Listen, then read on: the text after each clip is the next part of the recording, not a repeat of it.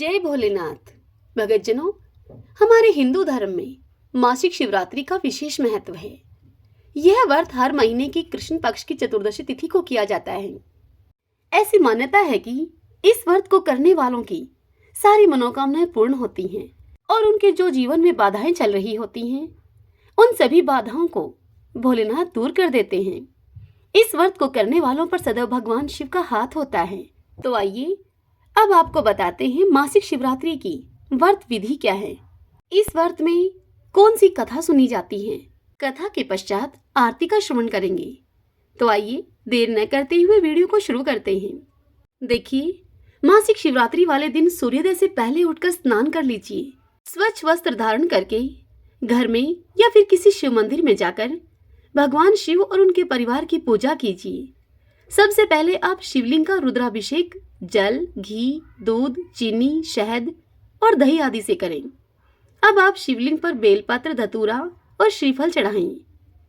फिर भगवान शिव की धूप, दीप, फल और फूल से पूजा कीजिए। शिव पुराण, शिव स्तुति, शिवाष्टक, शिव चालीसा और शिव श्लोक का पाठ कीजिए। चतुर्दशी व्रत की कथा को सुनिए, तदंतर आरती कीजिए। इतना होने के पश्चात शाम के समय आप फलाहार कर सकते हैं। अगले दिन भगवान शिव की पूजा करें और दान आदि करने के बाद अपने उपवास को खोलें। आइए अब हम इस चतुर्दशी व्रत अर्थात शिवरात्रि व्रत की कथा का श्रवण करते हैं। सभी बोलिए, भगवान शंकर माता पार्वती की जय। श्री शिवाय नमस्तुभ्यं। नैमिषारण्य तीर्थ में उपस्थित ऋषि मुनियों से श्री सूत जी शिवरात्रि व्रत की कथा को सुनाते हुए कहते हैं कि हे मुनियों, ब्रह्मा जी ने जब संपूर्ण जगत की सृष्टि की तब राशियों से काल चक्र उत्पन्न हुआ। उस काल चक्र में सब कार्यों की सिद्धि के लिए 12 राशियां और 27 नक्षत्र मुख्य हैं। इन 12 राशियों और 27 नक्षत्रों के साथ क्रीड़ा करता हुआ काल चक्र के सहित काल जगत को उत्पन्न करता है। ब्रह्मा से लेकर कीट पर्यंत सबको काल ही उत्पन्न करता है और वही पालन करता है और फिर वही संहार कर देता है। एकमात्र काल से ही यह सारा जगत बंधा हुआ है। अकेला काल ही इस लोक में बलवान है, दूसरा नहीं। अतः यह सब प्रपंच कालात्मक है।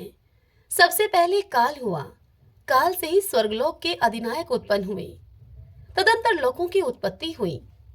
उसके बाद त्रुटि हुई, त्रुटि से लव हुआ, लव से क्षण हुआ, क्षण से निमेष हुआ, निमेष जो कि प्राणियों में निरंतर देखा जाता है। 60 निमेष का एक पल कहा जाता है। 60 पलों की एक घड़ी होती है। 60 घड़ी का एक दिन रात होता है। 15 दिन रात का एक पक्ष माना जाता है। 2 पक्ष का एक मास और 12 महीनों का एक वर्ष होता है। काल को जानने की इच्छा रखने वाले बुद्धिमान पुरुषों को इन सब बातों का ध्यान रखना चाहिए। प्रतिपदा से लेकर पूर्णमासी तक पक्ष पूरा होता है। उस दिन पक्ष पूर्ण होने के कारण ही उसे पूर्णिमा कहते हैं। जिस तिथि को पूर्ण चंद्रमा का उदय होता है वह पूर्णमासी देवताओं को प्रिय है तथा जिस तिथि को चंद्रमा लुप्त हो जाते हैं उसे विद्वानों ने अमावस्या कहा है। अग्निश्वात आदि पितरों को वह बहुत अधिक प्रिय है। ये 30 दिन पुण्य काल से संयुक्त होते हैं। इनमें जो विशेषता है अब आप लोग उसे सुनिए। योगों में व्यतिपात, नक्षत्रों में श्रवण, तिथियों में अमावस्या और पूर्णिमा तथा संक्रांति काल, ये सब दान कर्म में पवित्र माने गए हैं। भगवान शंकर को अष्टमी प्रिय है, गणेश जी को चतुर्थी प्रिय है, नागराज को पंचमी प्रिय है, कुमार कार्तिकेय को षष्ठी प्रिय है, सूर्यदेव को सप्तमी प्रिय है, दुर्गा जी को नवमी प्रिय है, ब्रह्मा जी को दशमी प्रिय है, रुद्रदेव को एकादशी प्रिय है, भगवान विष्णु को द्वादशी प्रिय है, कामदेव को त्रयोदशी प्रिय है तथा भगवान शंकर को उनको तो चतुर्दशी विशेष प्रिय है। कृष्ण पक्ष में जो चतुर्दशी अर्धरात्रि व्यापनी हो उसमें सबको उपवास करना चाहिए। वह भगवान शिव का सायुज्य प्रदान करने वाली है। वही शिवरात्रि के नाम से विख्यात है। वह सभी पापों का नाश करने वाली है। हे मुनियों, शिवरात्रि के विषय में एक प्राचीन इतिहास का उदाहरण दिया जाता है। पूर्व काल में कोई विधवा ब्राह्मणी थी। जिसकी प्रकृति बड़ी ही चंचल थी। वह काम भोग में आसक्त रहा करती थी। अतः किसी कामी चांडाल के साथ उसका संबंध हो गया। उसके गर्भ से दुरात्मा चांडाल के एक पुत्र हुआ जिसका नाम दुःशह था। दुःशह बड़ा ही दुष्टात्मा था। वह सभी धर्मों के विपरीत ही आचरण करता था। महान पाप पूर्ण प्रयोगों के द्वारा वह सदा ही नए नए पाप प्रारंभ करता रहता था। वह जुआरी, शराबी, चोर, गुरु स्त्रीगामी, वधिक, दुष्टात्मा तथा कालोचित कर्म करने वाला था। एक दिन वह अधर्मी मन में कोई बुरी वृत्ति लेकर ही किसी शिवालय में गया। उस दिन शिवरात्रि थी। वह रात में भगवान शिव के पास उपवास पूर्वक रहा और वहां पास ही दैवात होती हुई शव शास्त्र की कथा सुनता रहा। वहां उसे लिंग स्वरूप भगवान शिव का दर्शन हुआ।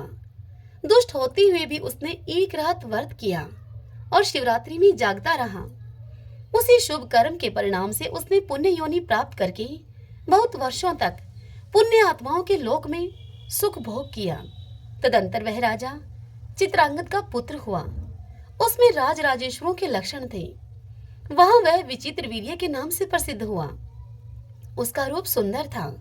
उसे सुंदर स्त्रियां बहुत ही प्यार करती थीं। उसने बहुत बड़ा राज्य प्राप्त करके भी अपने मन में अहंकार नहीं आने दिया।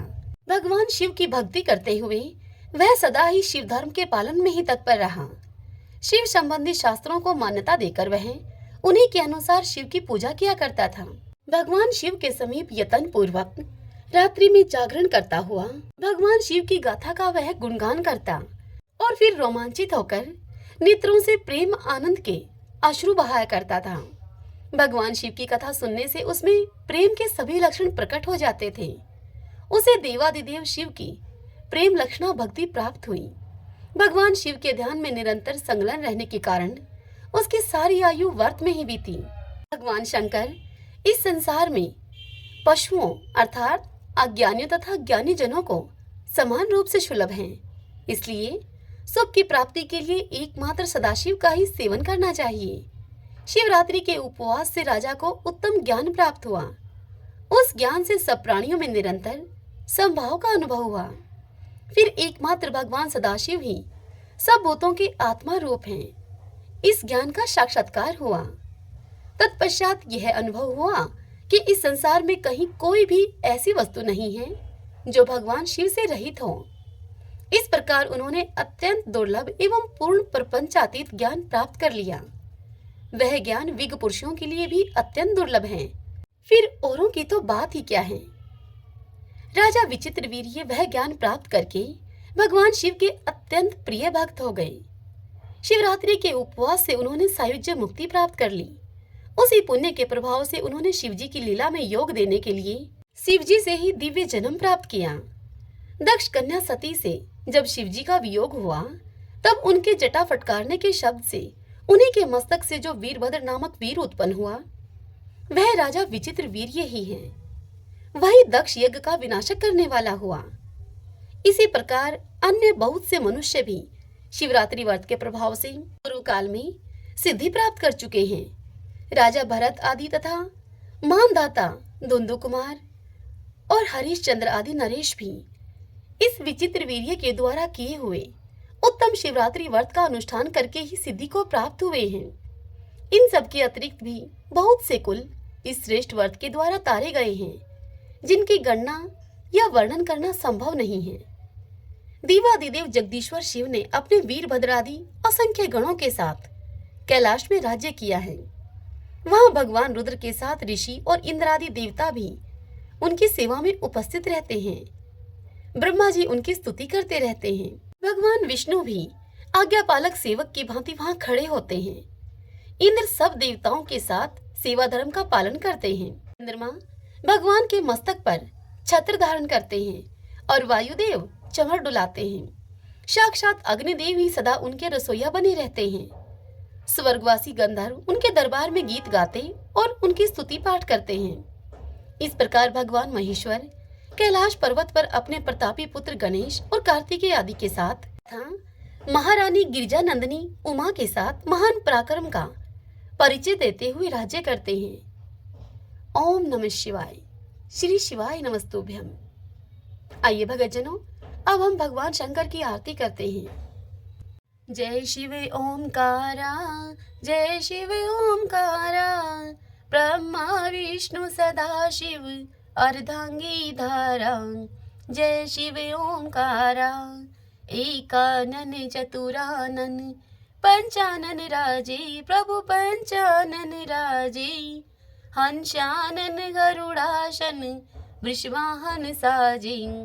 जय शिव ओमकारा, दो भुज चार चतुर्भुज, दश भुज ते सोई, प्रभु दश भुज ते सोई। तीनों रूप निरखता त्रिभुवन जन मोहे। जय शिव ओमकारा, अक्षमाला वनमाला मुंडमाला धारी, मुंडमाला धारी। त्रिपुरारी कनसारी करमाला धारी। जय शिव ओमकारा, श्वेतांबर पीतांबर बागंबर अंगे, प्रभु बागंबर अंगे। शनकादिक ब्रह्मादिक भूतादिक संगे। जय शिव ओमकारा, कर में श्रेष्ठ कमंडल, चक्र त्रिशूल धरता, प्रभु चक्र त्रिशूल धरता। जग करता जग हरता, जग पालन करता। जय शिव ओमकारा, ब्रह्मा विष्णु सदा शिव जानत अविवेका, प्रभु जानत अविवेका। प्रणवाक्षर के मध्य ये तीनों एका। जय शिव ओमकारा, त्रिगुण शिव जी की आरती, जो कोई जन गावे, प्रभु प्रेम सहित गावे। कहत शिवानंद स्वामी, मनवांछित फल पावे। जय शिव ओमकारा, जय शिव ओमकारा। मुझे आशा है कि आपके लिए यह कथा और यह आरती उपयोगी रहेगी। यदि ऐसा हो तो इस वीडियो को आप लाइक करें और कमेंट बॉक्स में हर हर महादेव लिखिए। और यदि आप मुझे आज पहली बार सुन रहे हैं तो आप हमारे इस चैनल श्री कृष्ण दीवानी को सब्सक्राइब कर लीजिएगा। बेल आइकन के बटन को भी दबा लीजिएगा, जिससे कि आपको हमारे नए आने वाले वीडियोस की सभी जानकारी, सभी नोटिफिकेशन समय से मिल सके। श्री शिवाय नमस्तुभ्यम।